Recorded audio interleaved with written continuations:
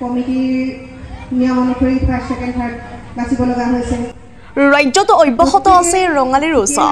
ৰাজ্যৰ ভিন্ন প্ৰান্তৰ সমান্তৰালকৈ নাজিৰাৰ নমাটি বাঁহবৰীয়া গাঁও মহিলা সমাজৰ উদ্যোগত আৰু সমূহ বাঁহবৰীয়া গাঁৱৰ ৰাইজৰ সহযোগত নমাটি মুক্তবাই প্ৰাথমিক বিদ্যালয়ৰ সমীপত দিনজোৰা বৰ্ণাঢ্য কাৰ্যসূচীৰে উদযাপন কৰা হয় ৰঙালী বিহু সন্মিলন। বিহু সন্মিলনৰ লগতে সংগতি ৰাখি এইবাৰ হাইস্কুল শিক্ষান্ত পৰীক্ষাত শিক্ষাৰ্থীৰ উত্তীৰ্ণ অঞ্চলটোৰ কেইবাগৰাকী মেধাৱী ছাত্ৰ ছাত্ৰীক স্বেচ্ছাসেৱী সংগঠন সাৰথীৰ তৰফৰ পৰা সম্বৰ্ধনা জনোৱাৰ লগতে বিভিন্ন পিঠাপনাৰ প্ৰতিযোগিতা, ছাত্ৰ ছাত্ৰীসকলৰ মাজত চিত্ৰাংকন প্ৰতিযোগিতা, বিহু নৃত্য প্ৰতিযোগিতা, ঢোলবাদন প্ৰতিযোগিতা আৰু আমন্ত্ৰিত হুঁচৰি দলৰ হুঁচৰি প্ৰদৰ্শন কৰা হয়। সন্ধিয়া বাঁহবৰীয়া গাঁৱৰ মহিলাসকলৰ দ্বাৰা জেং বিহু প্ৰদৰ্শনৰ আমন্ত্ৰিত শিল্পীৰ গীত পৰিৱেশনৰ পিছতে অনুষ্ঠানৰ সামৰণি পৰে। নাজিৰাৰ পৰা মনোজ দত্তৰ ৰিপৰ্ট ইছা 24x7।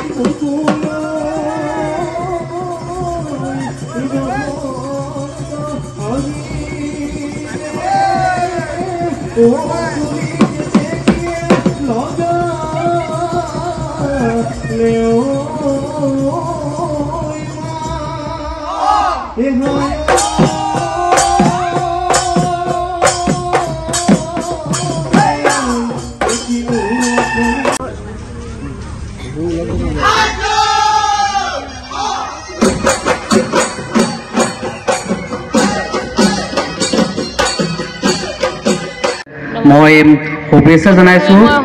একো নোৱাৰা কাম একোৱে নাই, মাত্ৰ সকলোৱে মিলিজুলি কৰিলে হয়। ধন্যবাদ। মহিলা সমাজে ৰঙালী বিহু পাতিবলৈ আগবাঢ়ি গ'লো। ইয়াতে আমাৰ গাঁওখন আমাক সহায় কৰিলে। ধন্যবাদ জনাইছো আৰু তেখেতৰ উজ্জ্বল ভৱিষ্যত কামনা কৰিছো। আৰু ঢোল বাদনৰ এতিয়া আমি ৰাখিছিলো, এইবাৰ আগবাঢ়ি গৈছো। আকৌ হাইস্কুল শিক্ষান্ত পৰীক্ষাত উত্তীৰ্ণ হোৱা আমাৰ নমাটি অঞ্চলৰ যিসকল ছাত্ৰ ছাত্ৰী আছিলে তেখেতসকলক সামাজিক ন্যাস সাৰথীৰ উদ্যোগত আৰু আমাৰ নমাটি বাঁহবৰীয়া গাঁও বিহু আন্দোলনে সহযোগত গুৰুত্ব দিওঁ।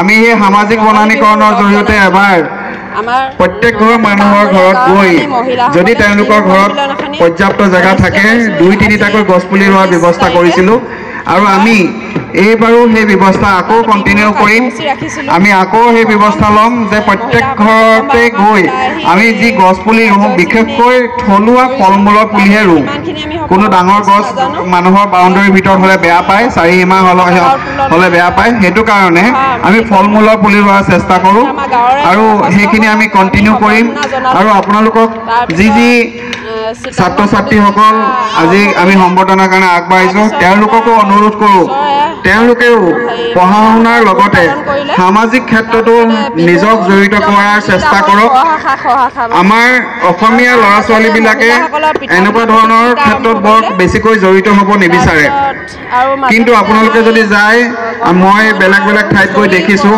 আমাৰ ল'ৰা ছোৱালীৰ বহুত মন থাকে বাহিৰলৈ যোৱা বাহিৰলৈ যাবলৈ অকল পঢ়া শুনা কৰিয়ে বাহিৰলৈ যাব নোৱাৰে বাহিৰত এনেকুৱা ধৰণৰ সামাজিক কামৰ ওপৰত বহুত গুৰুত্ব দিয়া হয় আৰু এইবিলাক আপোনালোকৰ বাহিৰৰ পৰা বহুত নটিচ কৰে আৰু এই এনেকুৱা ধৰণৰ ক্ষেত্ৰতো গৈ মানুহ বাহিৰলৈ যাব পৰা হয় আপোনালোকে যদি চাই বহুত টি গাৰ্ডেন এৰিয়াৰ কিছুমান ল'ৰা ছোৱালী যিবিলাক কেতিয়াবা যে বাহিৰলৈ যাব ভবাই নাযায় কিন্তু তাহাঁতি বাহিৰলৈ